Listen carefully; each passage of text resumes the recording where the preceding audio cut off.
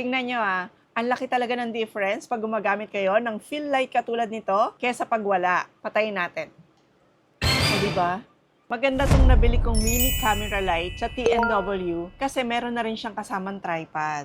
Ayan o. Tapos, adjustable pa yung tripod niya. Meron na rin siyang kasamang adapter. Ito naman, pwede nyo siyang gamitin sakaling camera yung gagamitin nyo. Or pwede rin namang itong mini light nyo. Tapos, rotatable siya Kaya maipupwesto nyo siya kung saan position nyo siya kailangan. Ito naman isa pang accessories na kasama niya. Ito naman yung holder for your phone. So, hindi pa rin natatakpan yung inyong camera. And then you can attach the fill light here. So, pwede na siyang selfie. At kung sakasakali namang madilim yung lugar na pagsushootingan nyo, hindi rin tumabigat sakaling ilalagay nyo naman siya sa gimbal. Kasi alam nyo ba na itong fill light ng TNW, 115 grams lang siya. Ang magandang feature talaga ng fill light na to, dual color siya. So, pwede siyang warm, tapos i-rotate nyo lang siyang ganyan, dito sa likod, at magiging white light na siya.